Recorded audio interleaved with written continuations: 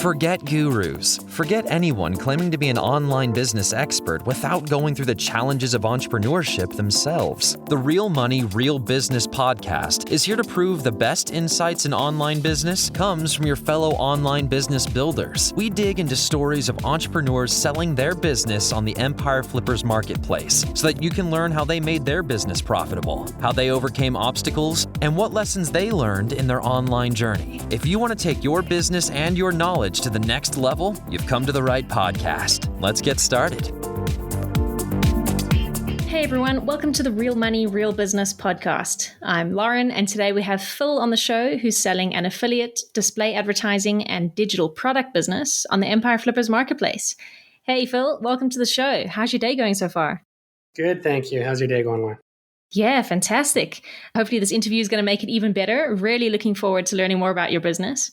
But before we dive in, I'm going to give the listeners a brief overview of the business so that they have a better idea of what we're talking about. As I mentioned, this is an affiliate, display advertising, and digital product business. It was created in May 2012, and it's in the travel niche. The average revenue for the business is $17,554 per month, and that makes an average of $15,962 per month in net profit. The assets included in the sale are a primary domain and all site content and files, a secondary domain, a 301 redirect domain, employee relationships, Twitter, Pinterest, TikTok, and LinkedIn social media accounts, a pending trademark, ebooks and courses, and an email list with 13,399 subscribers. For everyone listening, you can visit empireflippers.com/marketplace and search for listing number 66422 to learn more about this business. Or you can unlock this listing to start your due diligence if you're interested in purchasing this asset. So now that we have that out the way, let's hear from Phil. Can you fill us in on your background in starting and running online businesses? All right, so first of all, that was a spectacular intro. Well done, Lauren. Before we started this site, I really didn't have a background. Me and my partner both didn't have a background in starting online businesses. This site was the first one we got into with it, and we taught ourselves along the way. We got in early before this type of site and this niche really blew up, and because of that, we ended up with a lot of great opportunity on this site. We taught ourselves along the way, and the site is old. This business is old. It's been around for over 10 years. So we've had time to train ourselves, teach ourselves, learn everything about this business that we can. So we focused heavily on SEO and learning how to grow a site like this.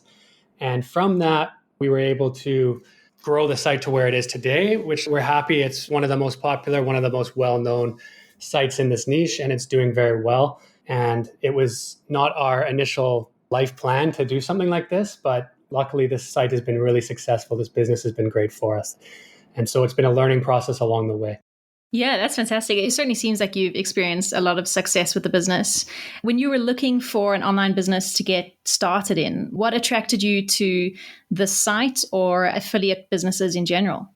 So it really happened organically. We love traveling, and this site's in the travel niche. And as we started writing about travel and we were getting excited about creating these really useful resources for people on different destinations, we just kind of grew into this content marketing type business. And it was all based on passions, which I think, is one of the best ways to create a business. And that's just how it grew. Yeah, absolutely. Being passionate about what you're writing about definitely makes a difference, definitely gets you out of bed in the morning, enthusiastic to add more content to the site. So that's all good. The site earns revenue from a variety of sources. Can you walk me through the different monetization methods for the site? Yeah, there are a variety of sources, and anyone who unlocks this listing will see there is a wide variety of income streams coming into this business. That was actually a result of this business being around for over 10 years. Of course, you accrue them as you go, but diversification in this niche is incredibly important. And so that's where these come from. There's mostly affiliate companies that we're working with. So we're receiving commissions for tour affiliates, hotel affiliates, and accommodation affiliates, as well as on-site advertising, on-page advertising.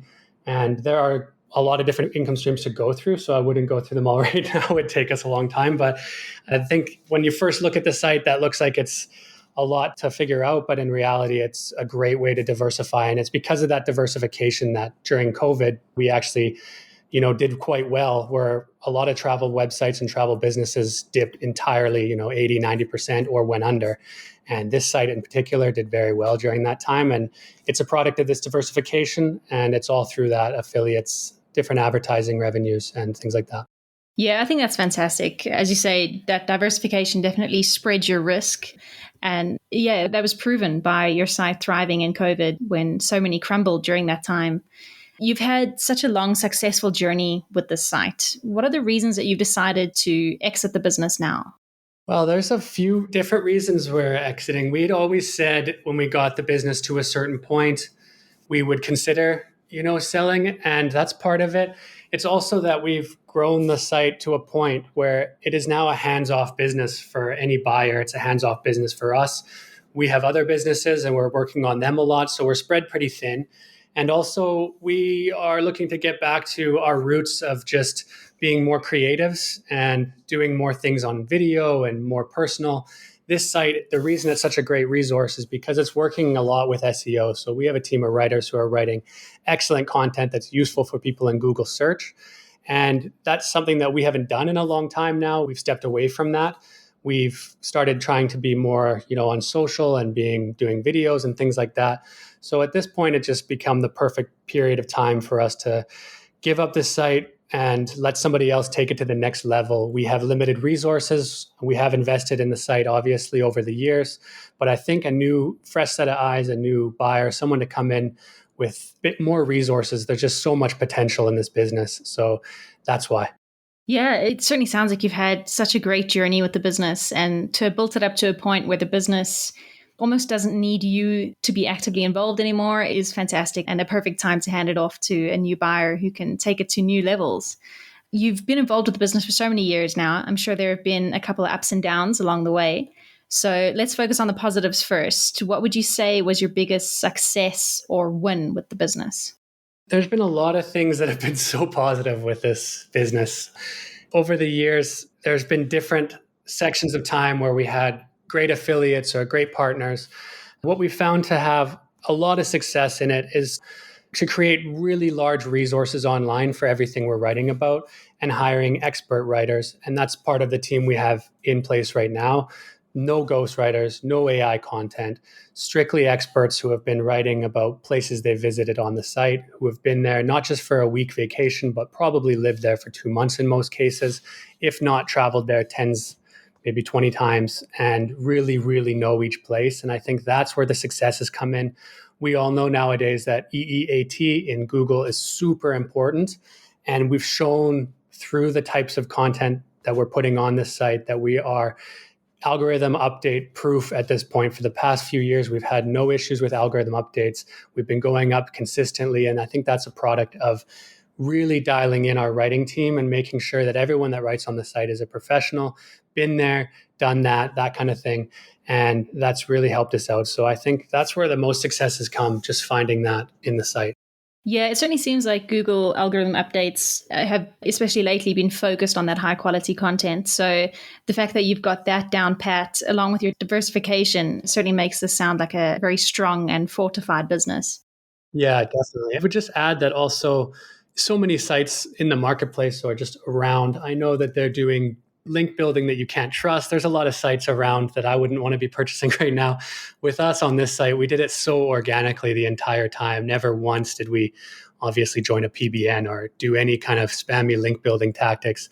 That's what we relied on the whole time, creating tools on the site or creating really useful long content that covers everything that the user would want to know about a destination or whatever we're writing about. And then from that, we've had amazing links back from Forbes and from CNN and NBC and, Lonely Planet, so many big sites in this niche and in all different types of sites. And that's really helped us to grow this DR to where it is. The domain rating on this site is pretty incredible. And any buyer can see when they unlock the listing that the backlink profile is crystal clear and clean. And that, I think, too, has helped us with the Google algorithm updates and keeping the site growing. Yeah, that's a great reward for creating such high quality content, is to get those big sites giving you those backlinks and really boosting your site's authority as well. I'm sure not everything has gone as smoothly as that. So are there any setbacks or challenges that you had to face while building the business? For sure. There's always setbacks in every business. And this one was no different, especially because it's our first and we've been doing it for 10 years. There's definitely things in there that there was mistakes that we made. I think the biggest one that we made along the way was just not understanding the idea of a resource for every bit of content, every topic that we're covering in the business. So when we first started getting a lot of Google traffic, we decided to write about everything. Oh, we'll just double down on this and write a lot about different topics and start getting more traffic into the site. And it worked for sure. But what we've learned since then is that, well, that might have boosted the traffic up along a little bit short term. It's not sustainable long term. So what we ended up doing was narrowing down the focus on each topic to make sure that we were covering the topic in its entirety, whether that be 20, 30, 40 posts on the topic before moving on to the next one. So our writers now are very, very clear on this. If they've been to 10 countries, we usually focus them on one or two each, and then they will just write every bit of content on that destination or whatever topic they're writing about to make sure that that resource is as useful as possible online. And that's really been the big change. So I guess our biggest mistake along the way was trying to spread ourselves too thin across different topics. And we've reined that in since and cleaned that up on the site. Yeah, I think that's quite a common rookie mistake.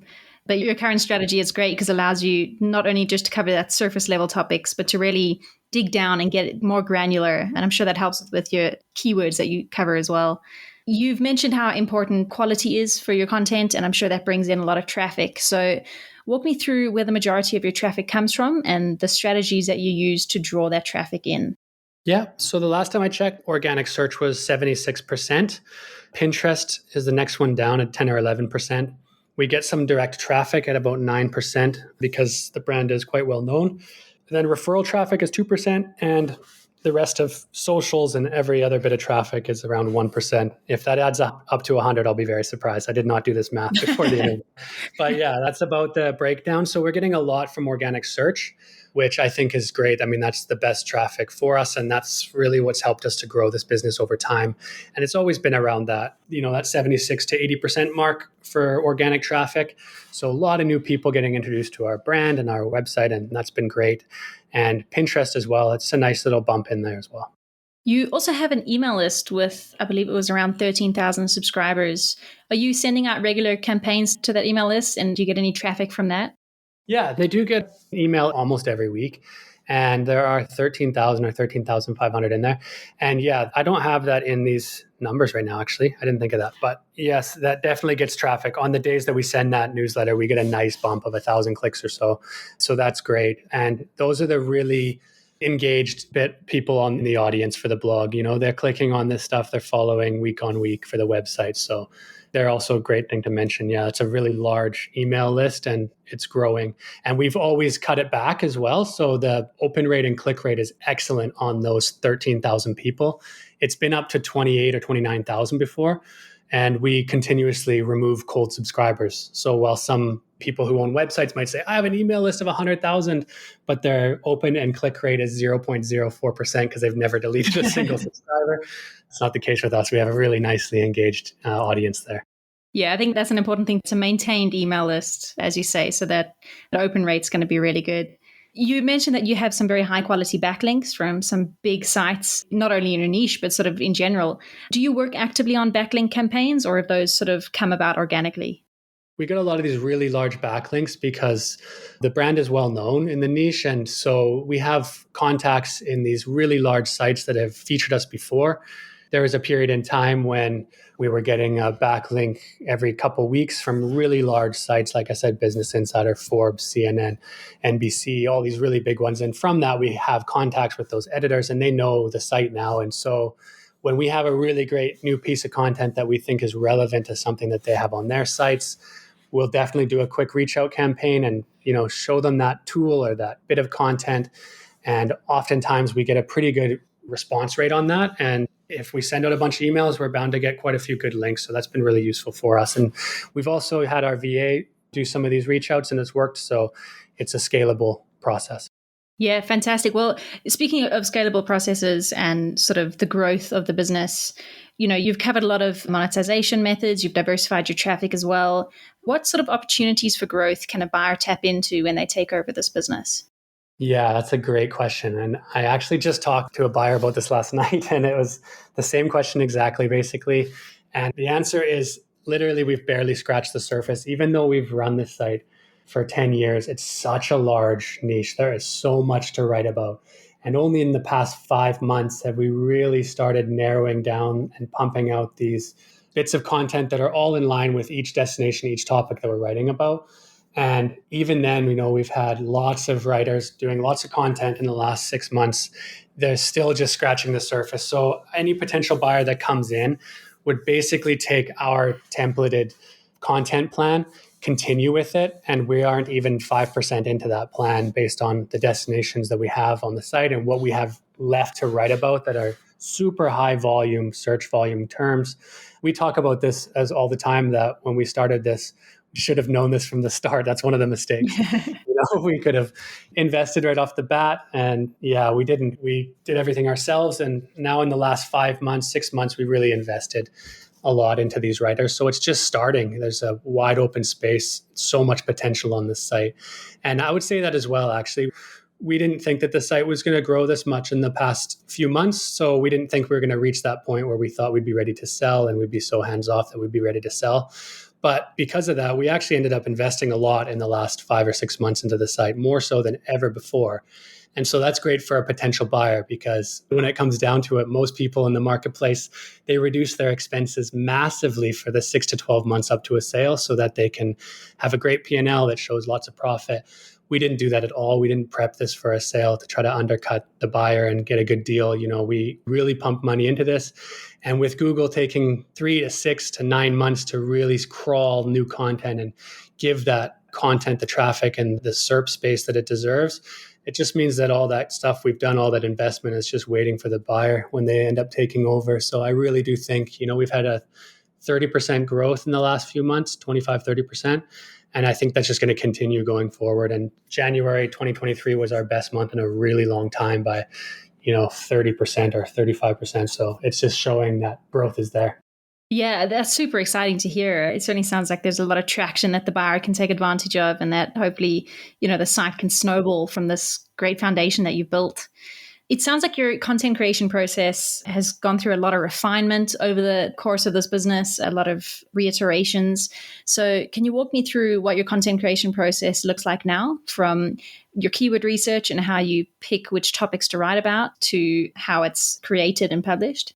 Yeah. So we do the keyword research ourselves in the business. For the most part, we're doing the keyword research. And then we have a series of templates that we're using for writers.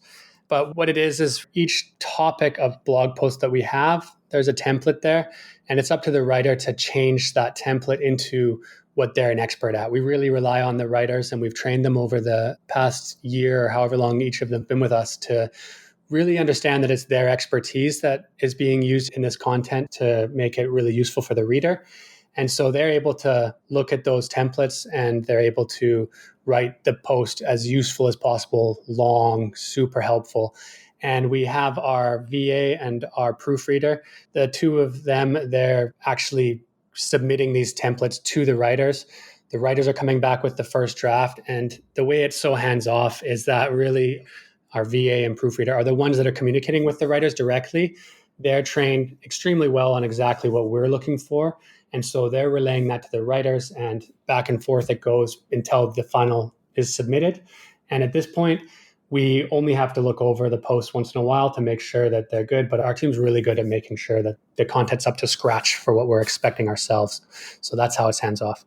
Yeah, that's great. And are these processes and these SOPs that you created, those will be passed on to the new buyer?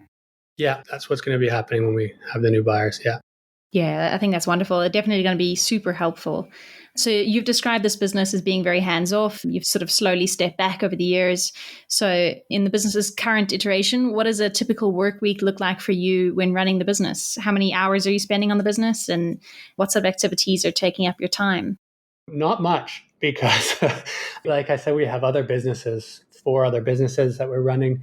So it is a real luxury with this particular business that we're able to step back so much. But I would say we are working maybe 5 hours a week. I'm working about 5 hours a week on this business in particular. That's mostly in the keyword research and handing over the templates or making sure the templates are in place. And then we also spend some time going back and updating older content, just making sure everything's up to date. And yeah, that's about what it ends up being. Not very much. And actually, I think a new buyer, they wouldn't have to spend more than that either at all, because the editor and proofreader VAs, they're doing their job. The writers are great. So yeah, that's about what it is. Is your team willing to continue on with the new buyer? Would they be able to take advantage of those resources?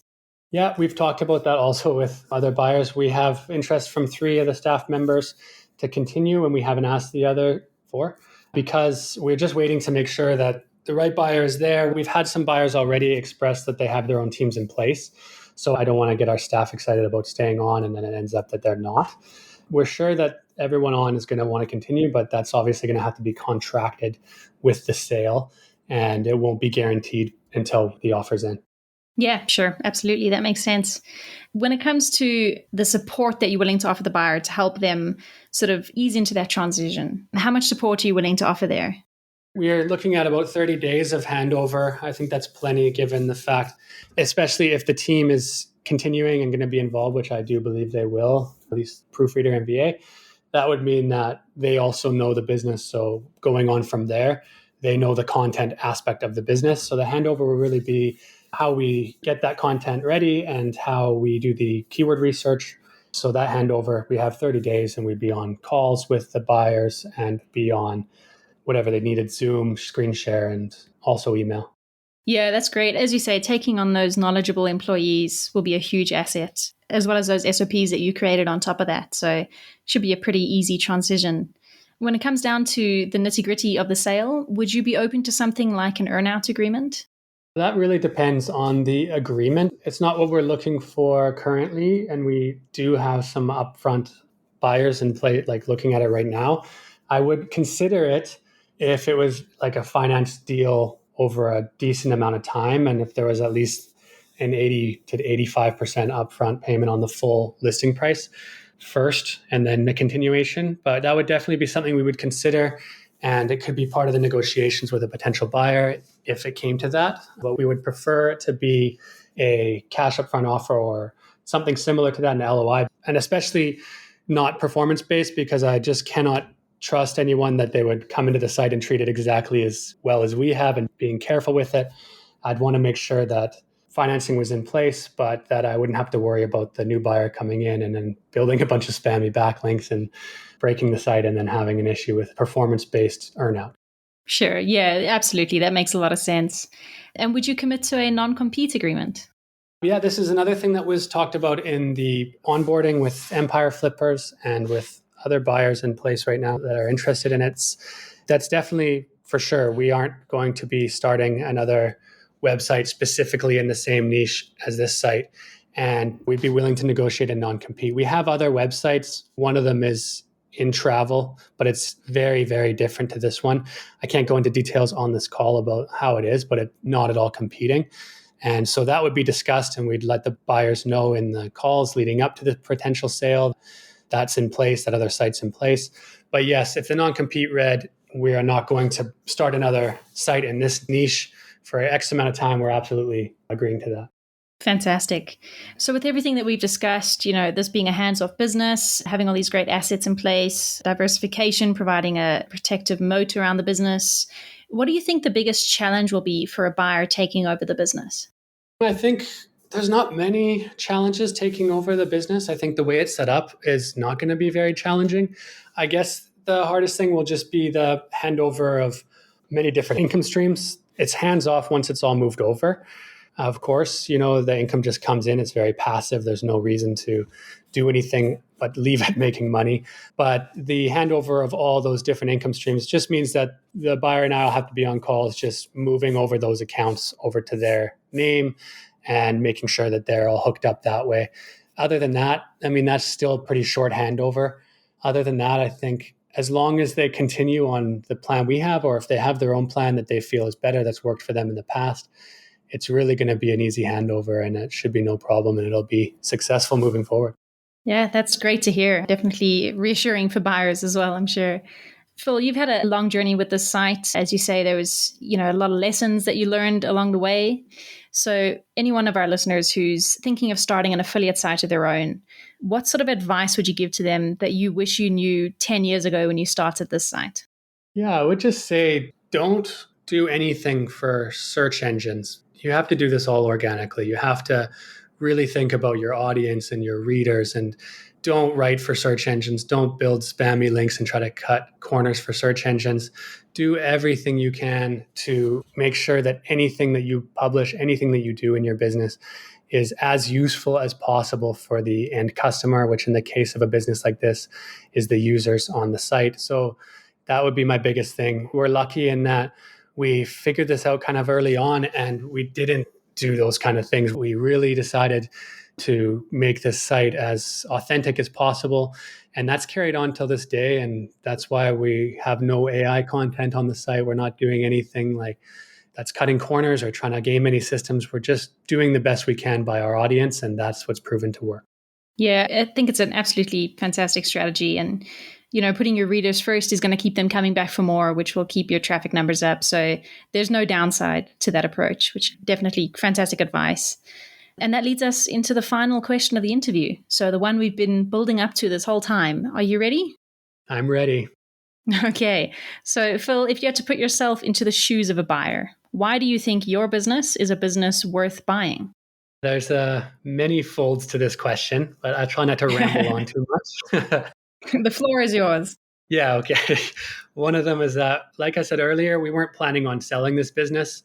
So I think that snowball effect that's happening from all that investment we put in the last few months is great for the buyer.